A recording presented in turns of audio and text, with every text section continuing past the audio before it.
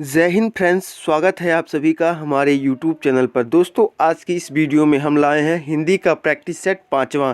यदि आपने इससे पहले के 4 प्रैक्टिस सेट नहीं देखे हैं तो प्लेलिस्ट में है, प्लेलिस्ट में आप जाकर सभी प्रैक्टिस सेटों को देख सकते हैं, क्योंकि सभी के सभी प्रैक्टिस सेट जो हैं वो रियल और ऑथेंटिक हैं, क्योंकि इसी तरह के प्रैक्टिस सेट से सवाल बन रहे हैं और सभी के सभी सवाल ऐसे ही बन रहे हैं। जैसे 2 से 3 क्वेश्चन मुहावरा बन रहा है आपका 20 क्वेश्चन में, 5 क्वेश्चन भराने वाला बन रहा है और 2 क्वेश्चन बन रहा है वर्तनी संबंधी अशुद्धियों से, और आपका 2 क्वेश्चन बन रहा है वाक्यांश के लिए एक शब्द से, और 2 क्वेश्चन बन रहा है आपका विलोम शब्द से। इसी प्रकार के सभी क्वेश्चन बन रहे हैं और प्रतिस्थापन करने वाले वाक्य से बन रहा है। तो इसी प्रकार के 20 क्वेश्चन आपके बन रहे हैं, एकदम पेपर के जैसा पेपर हम इस एग्ज़ाम से पहले आपको लाए हैं। तो एग्ज़ाम से पहले इसको ज़रूर देख लीजिएगा, क्योंकि आपके लिए ये वीडियो बहुत ही महत्वपूर्ण होने वाली। तो वीडियो को स्टार्ट करते हैं बिना किसी देरी के।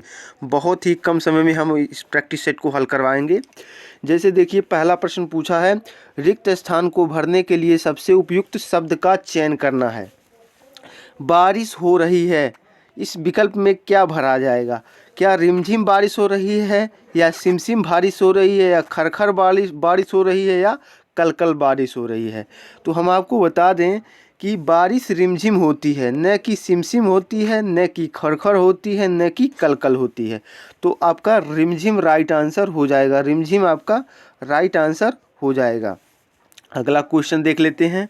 अगला क्वेश्चन है, दिए गए वाक्य को प्रतिस्थापित कर कर हमें मतलब उस विकल्प का चयन करना है जो विकल्प एकदम सही दिख रहा है। तो हम पहले वाक्य पढ़ लेते हैं।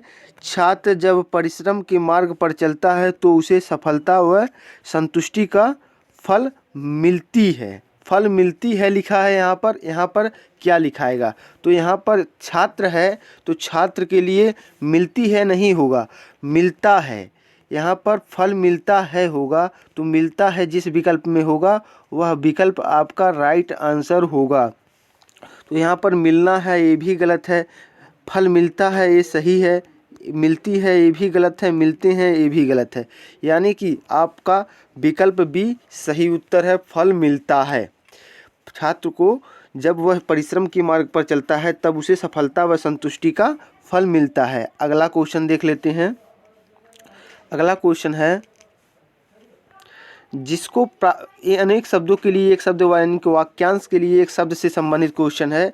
जिसको प्राप्त न किया जा सके, जिसको प्राप्त न किया जा सके उसको क्या कहते हैं? क्या दुर्लभ कहते हैं? नहीं।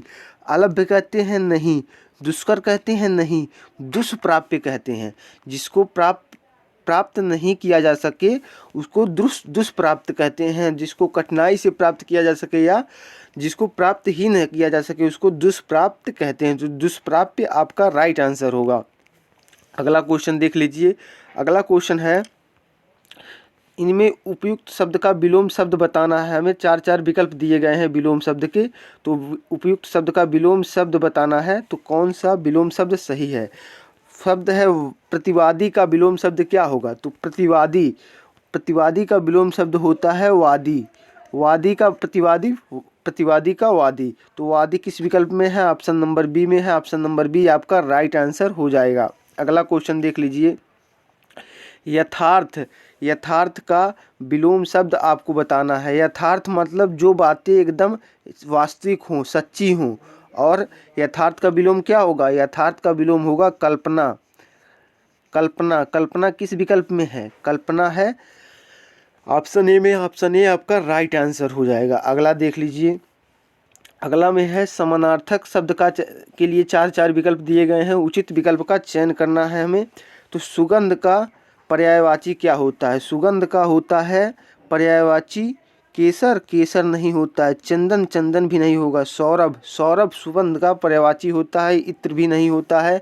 तो कई बच्चे इत्र कर देंगे यहाँ पर, लेकिन सौरभ होगा, इत्र नहीं होगा। इत्र तो एक सुगंध वाली वस्तु का नाम होता है, न कि सुगंध का वह पर्यायवाची है। तो सौरभ आपका राइट आंसर होगा। अगला क्वेश्चन देख लीजिए।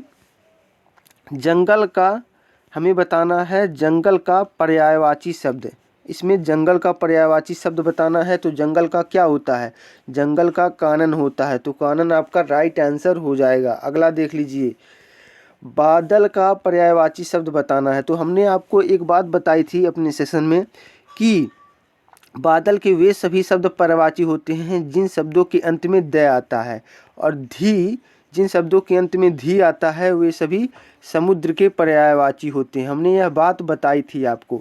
और जिन शब्दों के अंत में ज आता है वे सभी शब्द कमल के पर्यायवाची होते हैं, और द जिन शब्दों के अंत में आता है वे सभी बादल के पर्यायवाची हैं।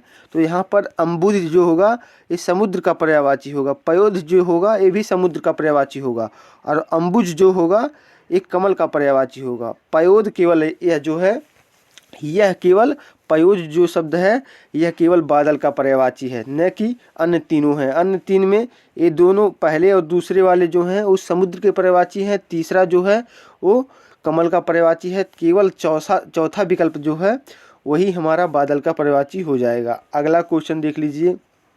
अगला क्वेश्चन है, मुँह मियाँ मिट्ठू बनना मुहावरे का अर्थ क्या होगा। मुँह मियाँ मिट्ठू बनना, क्या अपनी प्रशंसा स्वयं करना। जी हाँ, यही विकल्प सही है, अपनी प्रशंसा स्वयं करना। मुँह मियाँ मिट्ठू बनना का मतलब अपनी प्रशंसा स्वयं करना, तो यह आपका राइट आंसर हो जाएगा। अगला क्वेश्चन देख लीजिए। अगला क्वेश्चन है, सही वर्तनी शब्द का चयन करना है हमें। अजन्मा को सही लिखना है, अजन्मा कैसे सही लिखा जाएगा। यह भी गलत है, पहला विकल्प भी, दूसरा विकल्प भी। अजन्मा लिखा है ये भी गलत है, अजन्म भी लिखा है ये भी गलत है, अजन्मा ऐसे लिखा जाएगा ऑप्शन नंबर डी की तरह। ऑप्शन नंबर डी आपका राइट आंसर हो जाएगा। अगला क्वेश्चन देख लीजिए। अगला क्वेश्चन है, युवक ही किसी देश की शक्ति का आधार होते हैं। युवक ही किसी देश को शक्ति का आधार होते हैं, किस वाक्य में त्रुटि है। तो आप देख रहे होंगे यहाँ पर त्रुटि है, यहाँ पर त्रुटि है, क्योंकि देश को लिखा है, देश को लिखा है, किसी देश को लिखा है, यहाँ पर को की जगह की लिखा जाएगा। आप वाक्य पढ़िए, आपको मालूम चल जाएगा सीधे सीधे। युवक ही किसी देश की होगा कि शक्ति का आधार होते हैं, देश को शक्ति का आधार नहीं होंगे, देश की शक्ति का आधार होंगे। तो यहाँ पर किसी देश का में गलत त्रुटि है, तो यह भाग आपका गलत होगा, किसी देश की होगा, को के जगह पर की होगा और बाकी सभी के सभी सही हैं। तो किसी देश को वाला भाग गलत है, तो यह आपका राइट आंसर हो जाएगा। ऐसे करिएगा आप, अगर त्रुटि वाला वाक्य पहचानना है। आप पहले वाक्य को पढ़िएगा, उसके बाद देखिएगा कहाँ से त्रुटि है। अगला देख लीजिए, पर्यायवाची शब्द का चयन करना है हमें। आगंतुक का पर्यायवाची शब्द बताना है। आगंतुक का पर्यायवाची क्या होता है। तो आगंतुक जो हमारे घर पधारते हैं, आगंतुक उन्हें अतिथि ही कहा जाता है ना, तो आगंतुक का पर्यायवाची होता है अतिथि। अतिथि आपका राइट आंसर होगा। अगला क्वेश्चन देख लीजिए। नीचे दिए गए शब्द का विलोम शब्द बताना है। निर्माण का विलोम शब्द बताना है। तो निर्माण का विलोम शब्द होगा ध्वंस। निर्माण का ध्वंस, ध्वंस मतलब नष्ट करना। अगला क्वेश्चन है, रेखांकित खंड को प्रतिस्थापित करने के लिए सबसे उपयुक्त विकल्प का चयन करना है हमें। अब यहाँ पर हम देख लेते हैं रेखांकित खंड। रेखांकित खंड मतलब न तो उनके पास वस्त्र थी और न ही उनके पास धन का पूरा प्रबंध था। तो पहले इस वाक्य को पढ़ लेना है। यात्रा का प्रबंध शीघ्रता में हुआ था, अतः न तो उनके पास वस्त्र थी और न ही उनके पास धन था। इसी को प्रतिस्थापित आपको करना है। तो इसी को प्रतिस्थापित करना है। पहले हम इस वाक्य को पढ़ लीजिए कि कहाँ त्रुटि है। न तो उनके पास पर्याप्त वस्त्र थी और न ही उनके पास धन का कोई प्रबंध था। तो यह तो सही है, लेकिन वस्त्र थी की जगह पर अगर थे होता यह वाक्य तो बहुत अच्छा होता। तो थे जिस वाक्य में होगा वह बहुत ही अच्छा होगा। न तो उनके पास पर्याप्त वस्त्र थे और न ही धन का पूरा प्रबंध, यह जिस वाक्य में होगा वह राइट आंसर होगा। तो देख लेते हैं। पहला विकल्प है, न तो उनके पास पर्याप्त वस्त्र थी और न ही धन का पूरा प्रबंध। तो प्रबंध यहाँ पर देखिए गलत लिखा है, यह नहीं होगा आपका।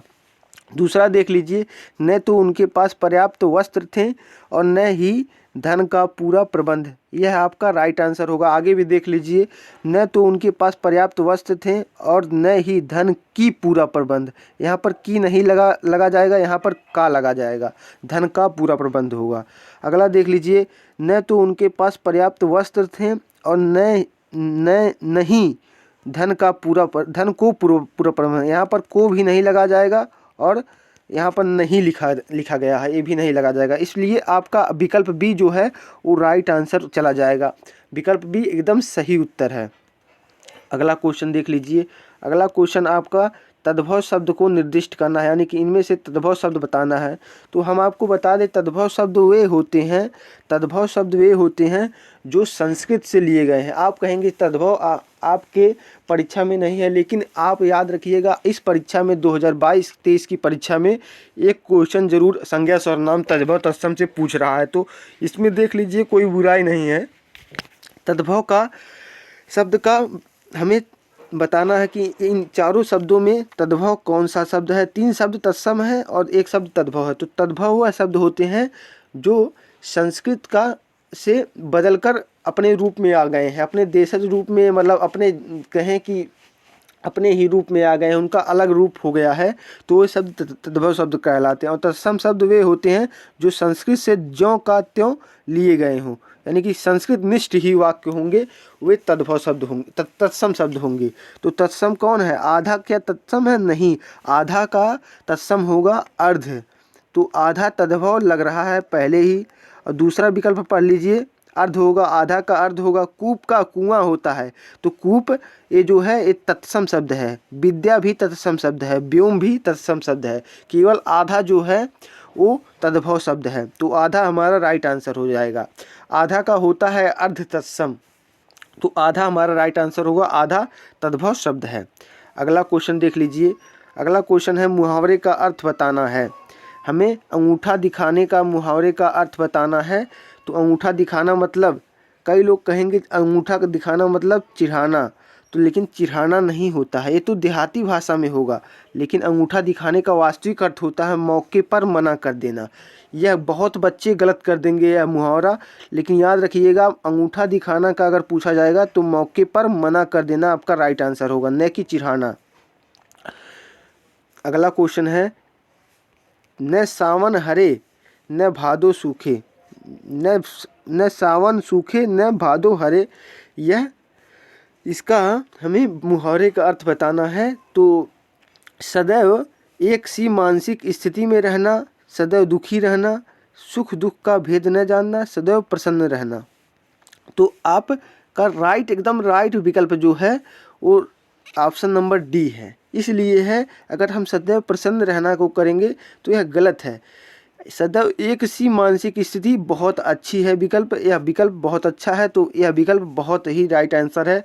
सदैव एक सी मानसिक स्थिति में बना रहना, न सावन हरे न भादो सूखे, यानी कि न सावन सूखे न भादो हरे, उल्टा विकल्प, उल्टा मुहावरा पढ़ इसमें लिख दिया है, लेकिन यहाँ पर होगा न सावन हरे न भादो सूखे। तो इसका राइट आंसर होगा ऑप्शन डी। ऑप्शन डी आपका राइट आंसर होगा। उम्मीद करते हैं आपको ये सेशन बहुत ही अच्छा लगा होगा। अगर वीडियो अच्छा लगा हो तो वीडियो को लाइक कीजिएगा। चैनल पर पहली बार आए हैं तो चैनल को सब्सक्राइब कीजिएगा। मिलते हैं नेक्स्ट वीडियो में, तब तक के लिए जय हिंद जय भारत।